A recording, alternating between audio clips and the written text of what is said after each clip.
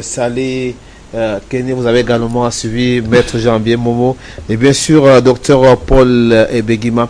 Alors, après avoir suivi Charlie Kenny, s'il est vrai hein, que ce qu'on a assisté, on ne voudrait pas quand même appeler ça coup d'État, peut-être un renversement du régime hein, au niveau du Gabon. Alors, s'il est possible qu'on ait anticipé à travers ce renversement au coup d'État pour contrer l'avancée de la Russie sur le continent africain, plus précisément en Afrique centrale. Est-ce que vous y croyez, vous, que c'est quelque chose qui a été savamment préparé, que c'est pas, on peut pas dire que c'est une révolution portée par le peuple. Le peuple ne fait que suivre cette révolution parce que il avait vraiment besoin de changement. Laissez-moi déjà saluer le patriarche président du Cameroun. Je commence par lui. Depuis qu'il y a eu l'actualité du Gabon, on a comme l'impression qu'un certain nombre de forces politiques décadentes, une France criminelle, de forces communicationnelles de caniveau, désignent le Cameroun comme le prochain président, le prochain pays de coup d'État. C'est un manque de respect à nos forces de sécurité et de défense. Ça ne veut pas dire qu'il n'y ait pas de problème au Cameroun. Le Cameroun a beaucoup de problèmes. Beaucoup de problèmes même de mauvaise gouvernance. Mais cette France aujourd'hui, qui désigne notre pays comme étant le prochain pays, ce n'est pas fortuit. J'ai regardé les échanges commerciaux, ils chutent pratiquement à 4%. Quand elle est contrôlée, quand elle avait 80%... Les échanges commerciaux avec un pays... Avec le monde, le Cameroun. Quand elle est contrôlée, elle ne le disait pas. Entre la France, elle ne souhaitait même pas de coup d'État. Quand on avait accord de coopération. Donc nous disons à la France, il n'y a pas de problème. Le Cameroun a déjà eu un coup d'État ouvert, il y a eu un coup d'État. Ben, il faut désigner celui qui va le faire. Et dites à cette personne de réfléchir pas 4 fois, parce que ça peut taper poteau. Ben, les Africains comprennent l'expression. Ça peut taper poteau. Parce que vous portez le bleu, blanc, rouge. Vous essayez dans le pays qu'on appelle le Cameroun de faire un coup d'État. Libre à vous. Vous allez réussir, tant mieux. Oui, vous allez réussir, tant mieux. Vous ne réussissez pas. Passons là-dessus. Je vous vois me regarder avec l'air très grave. Parce que personne, plus personne, ne veut que ce pays ne soit une colonie de la France. Je suis originaire des Bamboutos. J'ai des oncles encore. Il y a un qui a 89 ans. Il a encore les stigmates des blessures du napalm sur lui. Il y a tout un pan de ce qu'on appelle les monts Bamboutos qu'on ne cultive pas. C'est une arme non conventionnelle, le napalm. C'est exactement du même niveau qu'une arme chimique. C'est du même niveau à la limite qu'une arme nucléaire. Donc à la limite, la France aurait pu, sur cette guerre de libération, mettre du feu nucléaire sur les populations de l'Ouest qui demandaient tout simplement que le régime de tutelle n'est pas un régime de colonie. Nous voulons gérer nos affaires par nous-mêmes. Les UPCistes authentiques. Elle va égorger, elle va assassiner. Et mon grand-père, mon grand-oncle va avoir du napalm. Je ne sais pas comment il fait pour tenir jusqu'à 89 ans. C'est une bibliothèque qui raconte cette période. Comment il n'était même pas engagé dans le front de guerre. Il venait ravitailler sa famille, il va prendre du napalm. Sous les rires de l'armée française, qui était convaincue qu'il allait rendre l'âme. Si des gens veulent porter cette histoire-ci sur eux, parce que M. Triard, une pourriture, une ordure, sur Franck V, désigne le Cameroun comme le pays où il y aura de coups d'État. C'est parce que, effectivement, il a comme l'impression qu'il y a des personnes ici qui sont prêtes à prendre les relais de la France pour assumer ça. Et nous l'avons vu ici quand on se battait sur notre terminal à conteneurs, où le patriarche président donnait instruction pour que la pègre Bolloré sorte de notre terminal à conteneurs, mais il y avait bataille de clans au cœur de l'État qui ferait et serrait qui faisait pieds et mains pour maintenir Bolloré contre la volonté du président.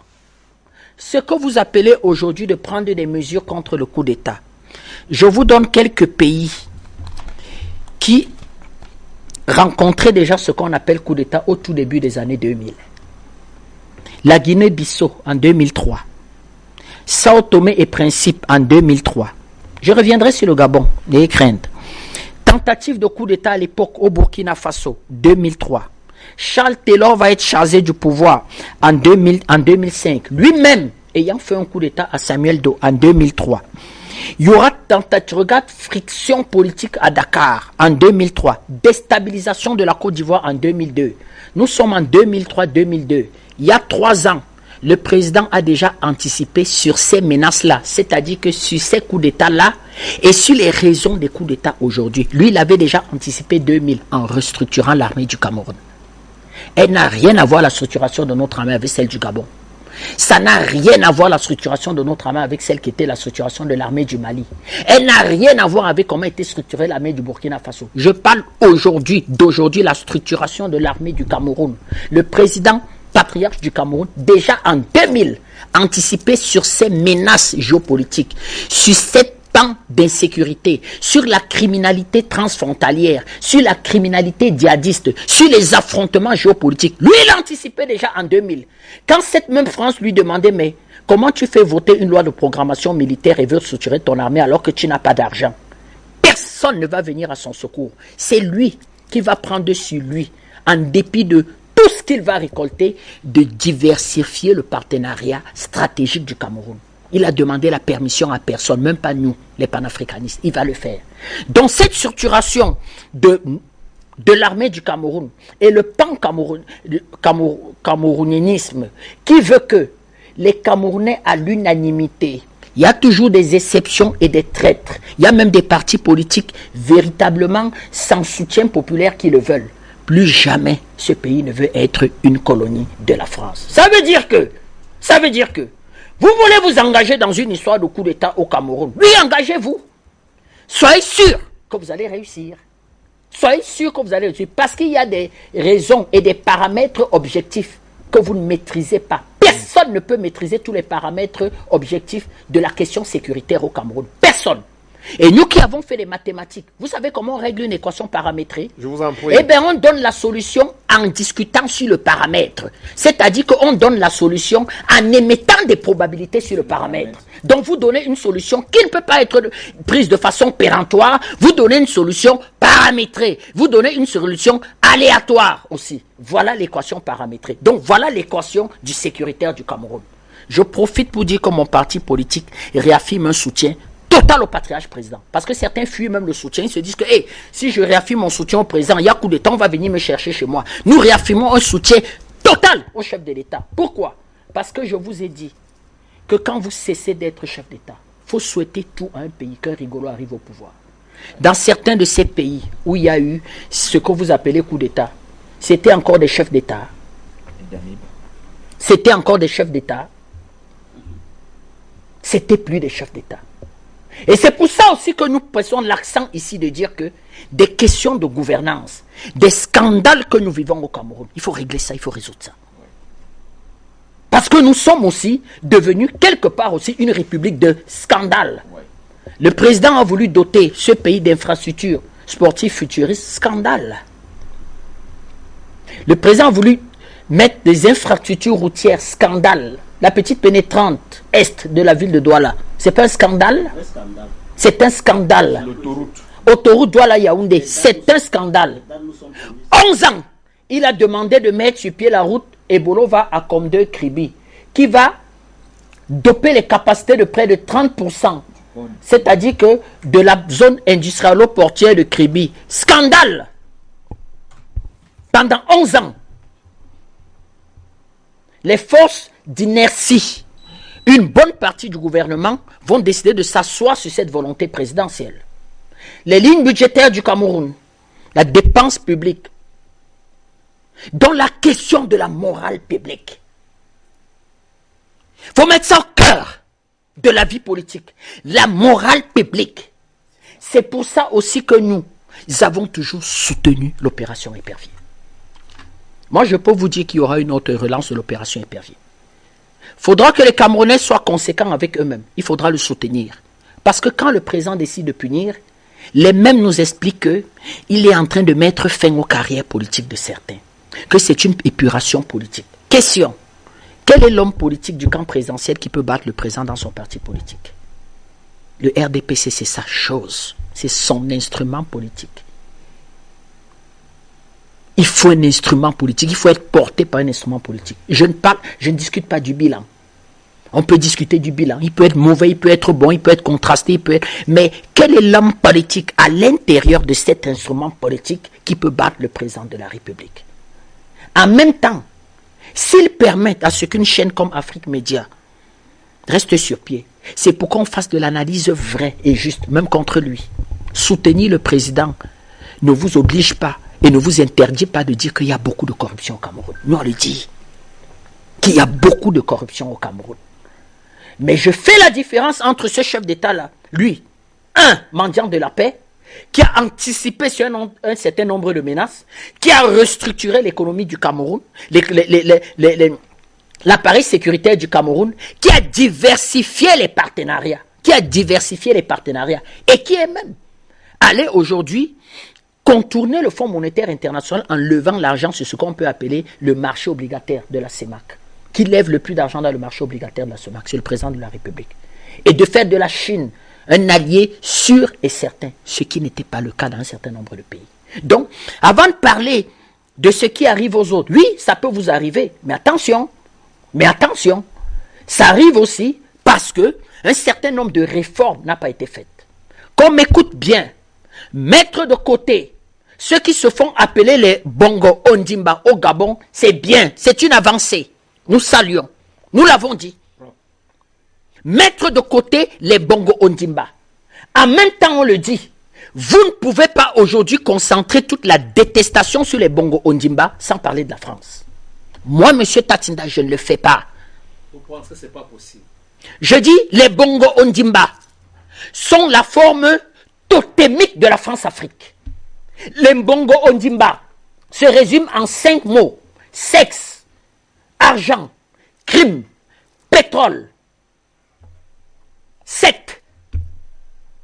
Voilà les Bongo Ondimba et la France. Pourquoi vous me demandez aujourd'hui de concentrer toute ma détestation sur le président Ali Bongo? Oui, il n'a pas su anticiper sur certaines choses. Il n'a pas pu faire de véritables réformes. Il n'a pas pu véritablement accepter de prendre une trajectoire à 190 degrés de la trajectoire qu'avait pris son père. On peut hériter, on peut refuser une forme d'héritage de ses parents. On peut dire à son père, oui, j'assume, je suis un Bongo Ondimba, mais ce pays qu'on appelle le Gabon, il y aura plus de trains qui vont mettre 1 heure pour passer dans les Matiti, c'est-à-dire les bidonvilles gabonais, où les habitants de ce bidonville sont copropriétaires de la manganèse et ça va au bord de mer décharger la manganèse dans un bateau qui part en France. Moi, Ali Bongo Ondimba, ça ne sera plus jamais possible. Jamais possible. S'il avait fait, est-ce qu'il y aurait ce que vous appelez coup d'État? Des gens sont venus d'un pouvoir jouir. C'est ça. Jouir. Des gens veulent le pouvoir pour jouir. Il n'y a qu'en Afrique qu'on voit ça. Les peuples pleurent, les peuples crient, mais les gens jouissent. Ça rime à quoi 33 propriétés à Paris? C'est pas à Washington. C'est pas... Monsieur Odingi Nguema, il a 3 propriétés aux États-Unis. Chaque propriété va $1 million. Ce n'était qu'un général africain payé en francs CFA. Je sais combien il gagnait. Et il a payé ses propriétés en espèces. Aux États-Unis, la loi l'interdit. Il a fait. Prenez mon temps de parole, petit frère. C'est-à-dire que nous sommes ici dans un débat. Voilà la relève. Prenez mon temps de parole. J'ai dit chaque fois que je suis sur un plateau, il veut parler. Donne mon temps de parole. C'est souvent qu'il donne parole avec votre observation. C'était une parenthèse. C'était une parenthèse pour confirmer. Elle est importante, la parenthèse. C'était une parenthèse pour confirmer tout à l'heure ce dont je venais de parler concernant une mainmise des États-Unis et des services de renseignement américains derrière ce qui se passe au Gabon. Il a payé sa maison dans l'état du Maryland. Ses maisons dans l'état du Maryland aux États-Unis et les a payées en espèces. C'est-à-dire en dollars. En dollars. Alors qu'il est payé en CFA. C'est-à-dire, et la loi américaine interdit ça parce que ça doit être tracé. Comprenez un peu, surtout que pour c'est quelqu'un qui vient de l'étranger, c'est-à-dire qui n'est pas américain. Et même quand vous êtes américain, ça ne se fait pas comme ça, parce on doit tracer, et ça c'est une loi qui date de pratiquement... Oui, il faut parler très simplement, elle a payé en cash. Oui, je suis en train d'expliquer, qui date de pratiquement, je crois, 2000, les attentats du 11 septembre 2011, où les États-Unis ont revu le système financier international, où l'argent est en permanence tracé, mais ça c'est quand ça les regarde. Ça veut dire que pour permettre une pareille opération, vous devez soit être adoubé par une autorité américaine, soit justement vous devez opérer dans le cadre du renseignement américain. C'est un élément également qui conforte la thèse selon laquelle, parce que vous ne pouvez pas payer une maison aux États-Unis en cash et vous êtes un ressortissant étranger. Ça ne se peut pas, parce que ça doit se tracer. Si vous arrivez à le faire, ça veut dire qu'au sommet de l'État, vous avez des amitiés ou alors vous avez des personnes qui véritablement travaillent ou alors vous soutiennent dans une pareille opération. D'accord. Pourquoi ça se fait? Parce que ce monsieur-là, ce général-là, c'est un Bongo Ondimba. Ce n'est pas parce qu'il ne porte pas le nom. Vous ne pouvez pas le faire si vous n'êtes pas un Bongo Ondimba. C'est un enfant de bord de mer. C'est un enfant qui est élevé à la mamelle de Bongo Ondimba. Deuxième Bongo Ondimba qui le fait, Pascaline Bongo. C'était les habitudes de Pascaline Bongo. Allez même voir aussi s'il n'a pas été utilisé, lui, pour payer certains biens au service des Bongo Ondimba. Parce que lui ne portant pas le nom de Bongo Ondimba. Est-ce que lui, il a le droit, en bombant le torse, de parler de la morale publique au Gabon? Est-ce que lui, il a le droit, en bombant... Je ne suis pas venu rendre populaire l'audimat d'Afrique Média. Nous, on vient, je dis, il y a des jours, moi, je veux parler durement aux Africains. On vient parler ici, clairement. Nous n'avons pas de contrat de fidélité avec des pouvoirs, avec des individus. Il est disqualifié pour moi, pour parler de la morale publique au Gabon. Ça veut dire que, s'il nous met une haute autorité de lutte contre le blanchiment et la corruption au Gabon, oui, Noureddine c'est un bandit, c'est un voyou, il faut prendre Noureddine. Si cette haute autorité ne le convoque pas lui, nous n'y croirons pas. Et nous lui dirons, faites attention. Un rigolo à la tête du Gabon, une vieille dynastie, totalement, c'est-à-dire que décalé des vrais cours de l'histoire. Et vous, on n'acceptera plus jamais. Le Gabon n'est pas une propriété qui doit être malaxée par les Bongo Ondimba et pas le clan Bongo Ondimba. Parce que là, il y a la famille Bongo Ondimba et il y a le clan Bongo Ondimba auquel a appartenu Albert Odon Ossa, qui a été le ministre du papa Bongo Ondimba. Toute la classe politique, donnez-moi un nom d'un homme politique au Gabon qui n'a pas mangé, c'est-à-dire d'envergure, qui n'a pas mangé sur la table, dans l'assiette du palais de bord de mer, assis dans les jardins de Bongo Ondimba ou avec Ali Bongo Ondimba. Ça ne veut pas dire qu'il n'y a pas de résistants au Gabon. Ça ne veut pas dire qu'il n'y a pas de patriotes au Gabon et de panafricanistes au Gabon. Ils ont été exécutés, ils ont été laminés, ils ont été mis de côté par toute cette oligarchie sécuritaire dont ce général Odigui était à la tête, avec les Albert Ondo Ossa qui à l'époque mangeaient sur la table des Bongo Ondimba, des Kazimi Oyemba. D'ailleurs, certains se sont tellement bien entendus avec la famille Bongo Ondimba qu'ils y ont laissé des enfants dans la famille Ondimba. Vous connaissez pas un ministre qui a été ministre de pétrole, président de commission même de l'Union africaine et tout, qui a laissé des enfants dans la famille Bongo Ondimba? Vous pouvez laisser un enfant dans la famille Bongo Ondimba? La fille aimée, puissante directrice de cabinet de son père, de Bongo Ondimba père, c'est-à-dire le patriarche de la famille. Vous pouvez vous lever le matin, aller entrer palais pour demain et laisser un enfant, faire un enfant avec sa meilleure fille. Si vous le faites, ça veut dire qu'il y avait même des alliances autres que des alliances de pouvoir dessus. Je dis, il y avait des alliances autres que des alliances de pouvoir. Il y avait des alliances de sang que tu ne trahiras point. Tu ne trahiras point. Et ce monsieur-ci, ce général qui prend le pouvoir, il a prêté serment devant ces alliances de sang et dit, je ne trahirai point. Il a prêté serment. Il a accepté le pacte. On n'a pas autant de privilèges dans la famille Bongo Ondimba. On ne traite autant si on est un pacte avec la famille Bongo Ondimba. Comme écoute bien, il ne s'agit pas de dire ici qu'il ne fallait pas mettre fin aux 60 ans des Bongo Ondimba. Je me répète bien, parce que les gens nous écoutent de travers. Et comme ils n'ont pas l'argumentaire, ils insultent. Encore que sur nous, franchement, les injures, c'est-à-dire nous sommes des os durs. S'il faille parler, je suis un autre. Deuxième question. Un pareil monsieur peut incarner un changement de système. Là maintenant, c'est à ceux qui m'écoutent de répondre. Les Gabonais sont là. Est-ce qu'il peut incarner un changement de système? Pourquoi? Parce qu'il y a déjà un problème d'ordre même juridique. D'autres estiment que c'est une charte de transition qui normalement légitime votre prestation de serment. Tout à fait. Il peut prêter serment, il est qui demain? Il parle là, il prête serment. C'est qui là? Justement, c'est la question. Mais non, je ne suis pas juriste. Maître, Jean-Pierre, essaye un peu de prendre mon temps, avec ma parole. Prends mon temps de parole. Mais On est ici dans un c'est véritable débat. Bertrand qui Non, je distribue la donne mon temps de parole. C'est Bertrand qui distribue la parole cet après-midi sur le plateau. Il n'y a aucune charte de transition, aucun texte juridique, rien. On peut se tenir demain dans une cour constitutionnelle qu'on a dissous. Mais on vient rappeler la présidente de compte constitutionnelle, on va prêter serment. Moi. Sur quelle base? Quelle est la charte? charte? Quand même, ça fait partie des curiosités que nous sommes en train d'évoquer sur ce plateau. Dans le cadre de ce qui se passe on ne va pas embarquer le Gabon dans une curiosité. Alors, maître Janvier Momo, je retire la parole à Bertrand Merci. Bertrand va avoir la parole. Vous reviendrez certainement. Alors, maître, dites-nous un peu ce qui va se passer au Gabon demain. Comment est-ce qu'on peut comprendre ça? Alors, au-delà de l'euphorie du pouvoir,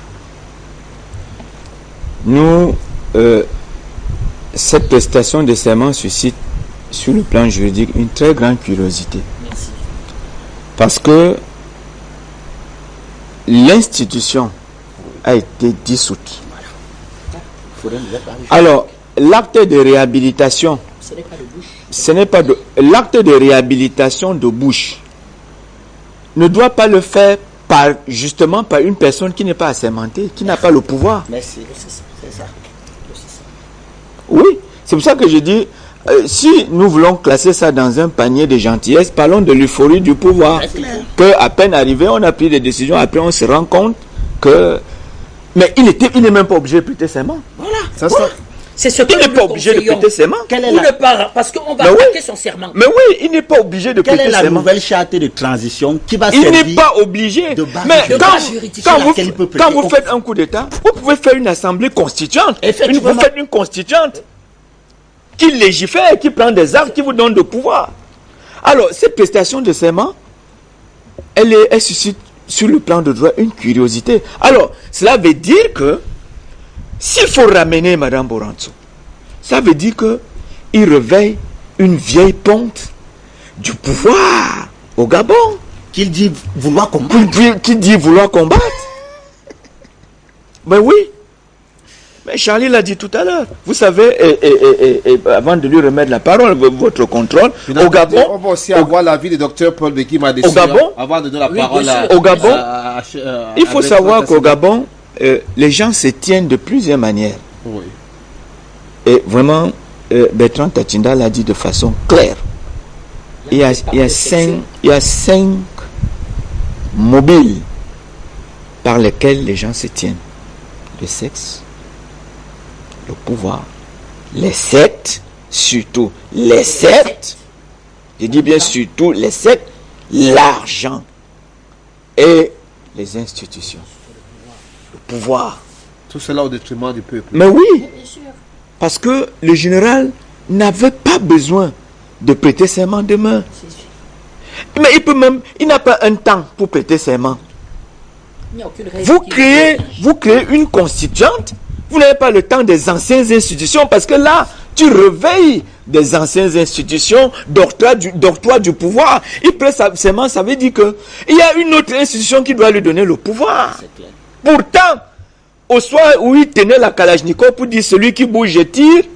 Il avait déjà le pouvoir. Mais oui, il avait déjà. Il se disait avoir le pouvoir. Mais oui. Très donc, bien. à ce niveau, sincèrement, il n'a pas besoin de ressusciter une cour qui a de mauvais souvenirs. Mais c'est la même cour avec l'institution élective qui, quelques jours plus tard, a donné le pouvoir au président Ombongo. Pour dire que quand il n'a qu'à rétablir le gouvernement pour fonctionner avec lui. Terminé. Très bien, merci. En 10 secondes. Très bien, ça. On va aussi avoir l'avis du docteur Paul Begima dessus.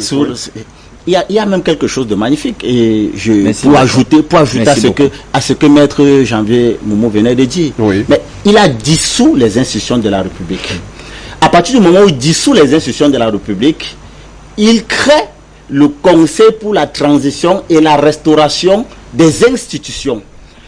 En principe, après avoir dissous les institutions de la République, il doit fonctionner sur la base d'une charte de cette transition-là. C'est comme ça marche. Ça devient leur boussole et leur instrument juridique sur lequel ils doivent fonctionner. C'est tout. Mais on ne sait pas s'il existe un charte de ce côté, mais les mêmes institutions qu'on a dissoutes, parce qu'ils prêtent serment on les réhabilite.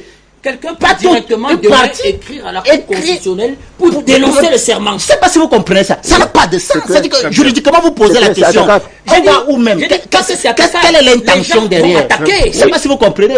Au sein du Conseil de transition et de restauration des institutions qu'il a créé, il pouvait créer, comme Maître Jean disait tout à l'heure, un conseil. C'est-à-dire qu'à travers des chartes, un peu comme on a vu au Mali, c'est même pas comme si c'est... Il y a des précédents. On a vu ce qui s'est passé au Burkina Faso, au Mali et même au Niger. C'est la charte de transition qui définit la boussole sur laquelle on doit travailler en attendant justement que tout... Parce qu'il prend le pouvoir, pourquoi? Selon ce qu'il a dit, il dit prend le pouvoir pour remettre la balle à zéro, pour rabattre les cartes. Alors, il va rabattre les cartes comment? Quand lui-même, il dissout, réhabilite, à quel moment est-ce que...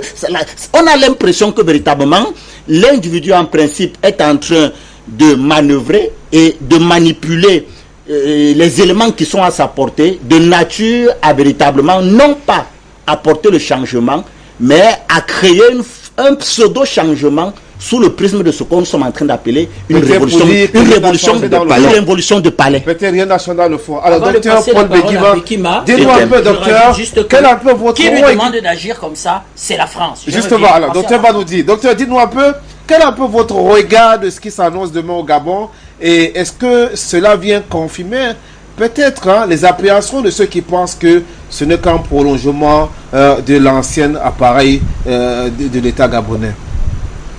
Oui, ce que le général Oligui Nguema vient de faire, c'est de déclarer que c'est lui l'État du Gabon.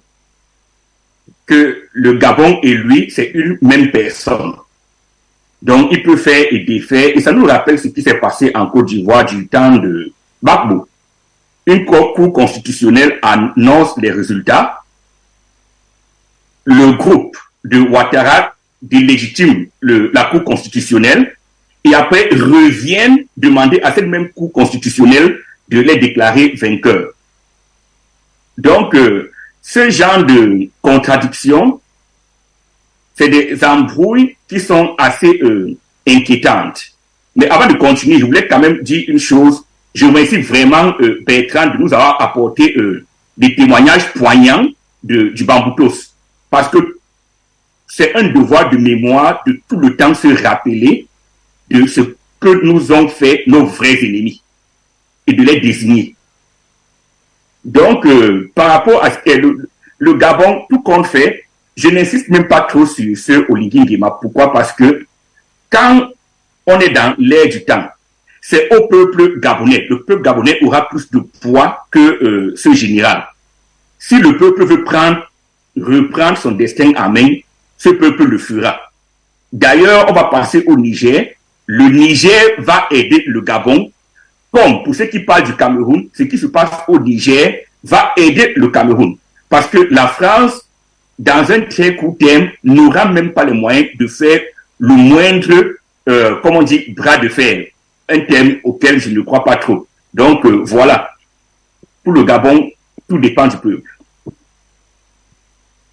Merci beaucoup. Alors, dis-nous dans ce cas, Bertrand Tatinda, alors tout le monde semble être sceptique, ce qui apparaît, ce qu'on essaie un peu de voir.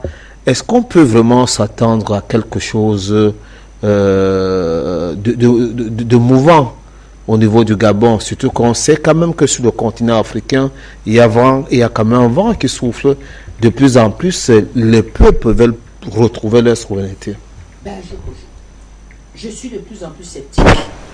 Pourquoi il y a cette démarche? Et M. Beguima vient de vous expliquer la démarche qui avait voulu qu'aujourd'hui, l'international, la pseudo-communauté internationale, prime votre constitution. Parce que ce qui s'était passé, c'est les accords de Marcoussis qui avaient donné et qui juridiquement avaient pu expliquer ce mécanisme criminel, à savoir une même cour constitutionnelle qui déclare 2 vainqueurs pour la même élection présidentielle. Et il n'y a que chez vous en Afrique où on voit ça. C'est tout. Il n'y a que chez vous en Afrique. Et ça s'était passé pour qui tirait les marrons du feu? Qui va tirer les marrons du feu de cette affaire? C'est la France. Qui demande à ce général de faire ce qu'il fait là? Pour rapidement, avant peut-être qu'il y ait contre-manifestation, pour dire que mais qui est ce monsieur? Dès que les Gabonais vont se réveiller, mais qui est même ce monsieur? Et que certaines forces de sécurité disent que mais mon ami, cette histoire-ci ne peut pas se passer comme ça. C'est la DGSE qui lui demande de faire ça rapidement. Oui. Je vais plus loin. Vous savez ce que la France va faire aujourd'hui? Elle va faire des coups d'État par anticipation. Oui. Rêvez toujours, chers Africains. C'est tout. C'est-à-dire que quand elle va réfléchir... Des coups d'État où? Dans des États. En Afrique, dans des pays où ça s'y prête. Quand elle va réfléchir que dans tel pays, la population, les forces politiques commencent à prendre conscience pour me chasser, qu'est-ce qu'elle va faire? Elle va anticiper et trouver un larbin pour dire que moi, nous allons t'apporter tout le soutien nécessaire. Vas-y. Et elle va coopter, elle va être en contact avec tous les autres chefs d'unité militaire et dire rallier là-bas rapidement. Souvent même, elle y met Washington. Et quand nous avons de petits pays, des chefs militaires qui n'ont pas de conviction, qui ne sont pas habillés, idéologisés, comment je vais dire, à l'amour du pays, eh bien ils rallient. Faire rallier quelqu'un, c'est 2 secondes. C'est un coup de fil et lui dit, monsieur, ralliez rapidement. Vos avantages et votre petite maison achetée aussi aux États-Unis, vos petits comptes en banque seront sécurisés. Ralliez rapidement. Eux, ils ont plutôt la protection de cette histoire. Donc, ça peut être effectivement. Est-ce que M. Ali Bongo, sur le plan physique, était même encore une garantie de quoi que ce soit? Il marchait à peine. Et son fameux cri à la solidarité et au secours, qui fait rire toute la toile. Oui, demandez de faire du bruit. Vous avez l'impression véritablement qu'il est en très bonne santé? Moi, je ne ris pas quand je vois cette image. C'est une honte pour chaque Africain. Cette image me fait honte à moi, M. Tatsinda. S'il y a un Africain qui regarde ça, qui rigole, tant pis, il n'a rien compris. Justement, ça fait le tour des chaînes mainstream. C'est aux États-Unis. C'est traduit en anglais. C'est traduit en espagnol. C'est pathétique pour tous les Africains. C'est une honte pour nous, les Africains. Quand je le dis, est-ce que ça veut dire que j'aime le président Ali Bongo et qu'il ne fallait pas le faire partir? Ça montre jusqu'où certaines personnes sont obligées d'aller dans, comment je vais dire que, une forme de traîtrise et une forme de vente de leur pays.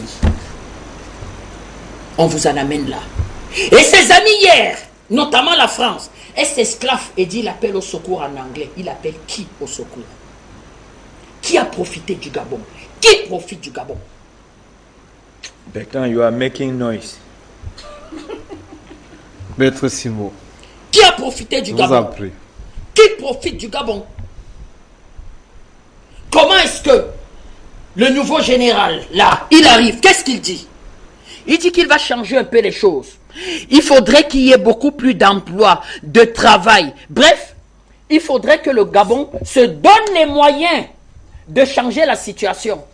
Mais il explique que je ne veux pas regarder les contrats de la manganèse. Je ne veux pas regarder les contrats d'or. Je ne veux pas regarder les contrats de pétrole.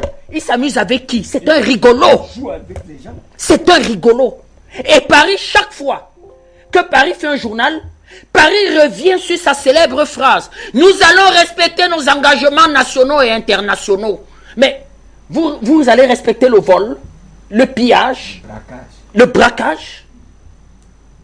Tous les Gabonais vous expliquent que on ne veut plus que notre manganèse soit pillé. Nous ne voulons plus que notre bois. Certes, c'était symbolisé par la famille Bongo.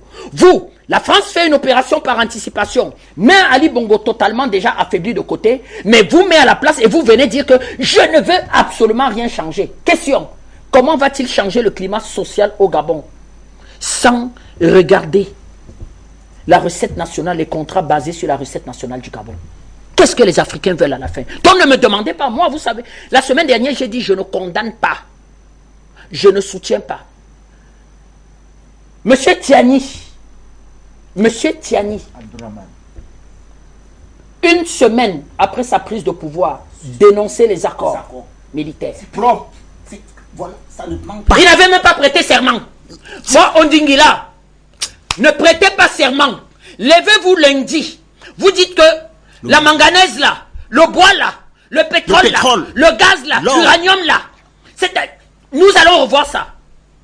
On vous soutiendra. Nous allons descendre du Cameroun, vous apporter notre soutien. Vous allez voir ce qu'on appelle la nouvelle liesse populaire. Je voudrais vous rappeler que le gouvernement français lui-même a annoncé la suspension de ses activités militaires. C'est du pipeau. C'est la bêtise. C'est la bêtise. Le gouvernement français devait rapatrier ses hommes et ils vont partir du Gabon. En principe, c'est au Gabon. Excusez-moi, prenez la parole. Oui, allez-y, en principe, c'est au Gabon de suspendre ses accords militaires avec la France. Parce que le Gabon n'a aucune base militaire en France. Ce n'est pas à la France de suspendre sa coopération militaire avec le Gabon alors qu'elle a une base militaire en plein cœur de Libreville où le président Bongo, lorsqu'il est déchu par le président, par les militaires, vous savez ce qu'il fait? Il appelle Macron. Il demande à ce que Macron mobilise 1000 soldats de la base militaire française pour intervenir, pour défendre la démocratie et l'ordre constitutionnel. C'est un président qui a été voté, selon vous savez les chiffres qui nous ont été publiés, 64%, ça dit, voilà un chef d'État qui a bénéficié de 64% d'intention de vote de ses concitoyens, qui face à l'adversité sollicite l'aide d'une puissance étrangère, qui a des hommes sur son sol plutôt que ses militants ou son peuple, c'est-à-dire que c'est ceux qui l'ont voté. Il y a les résultats disent que 64% des Gabonais l'ont voté, mais les mêmes 64%, lorsqu'il est face à l'adversité, il les met de côté, mais il sollicite l'aide du président Emmanuel Macron pour venir à sa rescousse. C'est pour dire qu'ils n'ont pas à le faire. Et comme le grand frère l'a dit, il faut qu'on dise très clairement, le président de la transition, Brice Oligui Nguema, il promet trop de choses, sans rien dire véritablement. On n'a pas besoin d'aller à l'école pour savoir les problèmes du Gabon. C'est un pays de 2 millions et presque d'habitants. Vous savez, le Gabon aurait pu être plus que la Guinée équatoriale. Je dis plus que la Guinée. Comme les Émirats. Si ce pays bénéficie simplement des recettes de la production interne, même à 40%, je dis même à 40%, les Gabonais n'auront pas besoin de quitter le pays pour aller où que ce soit. Ils ne vivront pas de ce qu'ils sont en train de vivre. Donc, vraiment, que les gens arrêtent de venir nous faire la messe. Le grand frère l'a dit tout à l'heure. Au Niger, le général Abdourahmane Tchani n'a pas fait une semaine. Il a demandé à ce que l'or et l'uranium ne sortent plus du pays. Est-ce que c'est la sorcellerie? C'est tout. Si le président prend... Je veux d'ailleurs rappeler qu'il a augmenté le prix de l'uranium. On va en parler. Exactement. Si le président Brice Oligui Nguema, très clairement, comprenez, qu'il laisse la prestation seulement, qu'il nous dise qu'il va revoir ses accords économiques, militaires, qu'il lie son pays avec un ensemble de puissances étrangères. Rien que sur la base de cette phrase-là, nous allons le soutenir ici parce qu'il aura compris quel est le défi, quel est l'enjeu pour le Gabon. L'enjeu pour le Gabon, alors, nous parle n'est nul autre. Premièrement, politique dans le cadre de la souveraineté du pays qui doit être respectée parce que le Gabon ne peut pas se prétendre être souverain et avoir une base militaire en plein cœur de Libreville où les soldats français sont en boîte de nuit. Les boîtes de nuit au Gabon avec les armes sur eux. Vous avez vu ça où? C'est un pays souverain, un pays où des forces étrangères sont sur le pays avec les statuts de diplomates.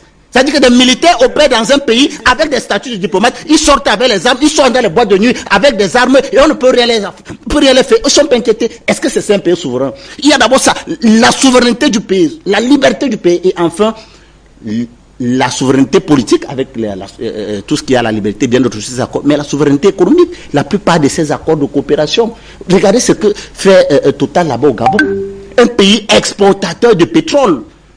Allez voir, on se rappelle encore de ce que le maréchal Idriss Déby disait dans l'exploitation du pétrole de son pays. Le Tchad ne recevait que 3%.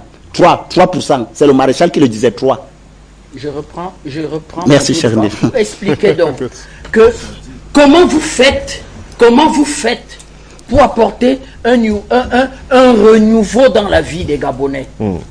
Je donne rendez-vous aux Gabonais dans 3 mois. Ils sont très contents maintenant. D'ailleurs, quand je dis ça, beaucoup me disent « Oh, monsieur Tantina, vraiment, on ne te comprend pas aujourd'hui. Mais c'est bien, cher Gabonais. Nous vous donnons rendez-vous dans 3 mois. Surtout qu'ils trouvent un pays très endetté et ils nous donnent un chiffre. 140 milliards chaque mois. Le Gabon doit payer sa dette. Tout à fait. Et moi, je me suis interrogé. J'ai dit, voilà un pays dont la superficie est celle de la région de l'Ouest. Depuis les indépendances, le Gabon a une production pétrolière au-dessus de celle du Cameroun. Au-dessus. Nous n'avons jamais, nous, au Cameroun, eu une production pétrolière au-dessus du Gabon. Au-delà de la production pétrolière, le Gabon a la production gazière, le gaz. Et en plus, le Gabon a la manganèse et le bois. Comment se fait-il que c'est en 2023 que M. Billy Bidier, je sais pour on a ramassé ce monsieur, était en train d'inspecter des quartiers où on donnait de l'eau dans Libreville, la capitale de Libreville, au Gabon. Vraiment, vous vous amusez avec des rigolos. Enfin, je chute. Il faut aussi écouter quand même ce qui se dit dans la famille Bongo pour comprendre certaines choses. Eh ben, tout le monde dit que c'est un affrontement Ali Bongo, Pascaline Bongo. Parce que ce monsieur a fait allégeance sur le sang du père Bongo. Je ne te trahirai jamais, papa. Je ne trahirai jamais ton fils. Il a trahi. Qui pouvait avoir l'influence sur lui de dire trahis ton pacte de sang, même ce pacte de sang sur papa? Si c'est une Pascaline Bongo, elle est très puissante au Gabon, Pascaline Bongo. Peut-être c'est une actrice parce qu'elle n'a pas le pouvoir. Elle a été la toute puissante directrice de cabinet de son père, Pascaline Bongo. Elle est puissante. C'est elle qui tient ce qu'on appelle le coffre financier de la famille Bongo. Ali Bongo, par le soutien d'amis de son père, par un certain nombre de soutiens de relations extérieures et de la France, a pu tirer son épingle du jeu dans la bataille politique et prendre le pouvoir. Mais le pouvoir ne suffit pas. Pascaline Bongo reste même au sein de la famille nucléaire du père Bongo. Merci comme beaucoup. étant la toute puissante héritière. Et, dit-on, se murmure-t-il, des rumeurs sont claires là-dessus. Ça semble se confirmer que Pascaline Bongo a demandé à ce petit frère, mets fin à cette histoire, surtout qu'elle est aujourd'hui en exil. Pendant que son petit frère Ali Bongo était au pouvoir, elle était exilée politique. Il y a affrontement politique entre les deux.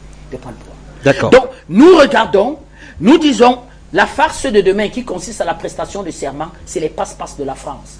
Les histoires de nous expliquer que la France a dit sa suspension de la coopération militaire, ce n'est pas ça qu'on attend. Vous discutez avec tous les Gabonais, ils ont les mêmes déshydratats qu'au Niger. La France a pillé le Gabon qu'elle dégage, que la base militaire française parle. Et quand les Français disent que non, c'est un coup d'État où il n'y a pas le rejet du sentiment anti-français, qu'est-ce qu'ils appellent? Mais au Gabon, c'est terrible. En 91, les manifestations qui vont amener la conférence nationale, les Gabonais vont s'en prendre uniquement aux intérêts français. Uniquement, j'étais jeune étudiant en France à l'époque, uniquement aux intérêts français. Donc, il y a une forme de résistance au Gabon, il y a des patriotes Gabon, il y a des nationalistes Gabon, dont nous pouvons comprendre aujourd'hui que sur le feu de l'euphorie, ils sont contents qu'on ait déjà mis ce fameux nom, c'est-à-dire cette figure totémique de la France-Afrique enterrée en plein dans la CEMAC. C'est-à-dire que tous les enfants de la CEMAC devaient conjurer qu'on déterre cette histoire de Bongo Ondimba et mettre de côté, mais en même temps, vous ne pouvez pas déterrer ça et dire que vous allez conserver des contrats qui ont justement enterré ce totem au sein de la CEMAC. C'est-à-dire vous conservez les contrats, la coopération, le militaire, les sectes qui ont enterré ça. Pourquoi par exemple prendre une décision et dit qu'il met fin aux activités de la grande loge maçonnique de Libreville? C'est important, c'est une décision importante. Il pouvait dire que les sectes ont perverti ce pays. Je mets fin aux activités de la grande loge. Parce que semble-t-il, il en est un acteur dans ces choses-là lui-même. Je dis, vous ne pouvez pas approcher les Bongo Ondimba sans passer par certains rites et faire certaines allégeances. Vous ne pouvez pas. Il n'était pas le seul officier au Gabon. Il n'était pas le plus brillant. Donc quand vous approchez les Ondimba, au point d'en être l'aide le camp du père, c'est-à-dire que le totem de cette histoire-là, vous faites les allégeances auxquelles lui, le père, il a fait allégeance. Parce que c'est là où il vous donne sa confiance. Si vous n'avez pas fait les allégeances auxquelles le père, lui, il a fait allégeance, comment vous faites pour prendre sa confiance? Et quelqu'un comme ça, ne voulant rien toucher, adoubé aujourd'hui par Paris, qui parle de temps, jusqu'à ce jour, Paris parle de tentative de coup. C'est une tentative de coup d'État. Paris parle de tentative. Monsieur Macron vous explique que ce qui s'est passé au Niger n'a rien à voir avec ce qui s'est passé au Gabon. Au Gabon, c'est un tripatouillage d'élections, alors qu'au Niger, c'est un monsieur qui prend le pouvoir. Je voudrais qu'on en parle. Je voudrais qu'on en parle avec voilà Maître. Pourquoi nous n'accordons aucune confiance à ce qui se passe au Gabon. Effectivement, nous disons, il est encore temps pour ce monsieur, dès la semaine prochaine, après sa prestation de serment, de nous faire un discours de politique générale dans des orientations claires. La manganèse du Gabon ne peut plus venir narguer les Gabonais dans les Matiti, les Midonville, pour aller rentrer dans un bateau français pour partir. Il ne veut pas le faire, eh bien, nous allons le faire à sa place. Merci beaucoup. Je voudrais qu'on évoque cette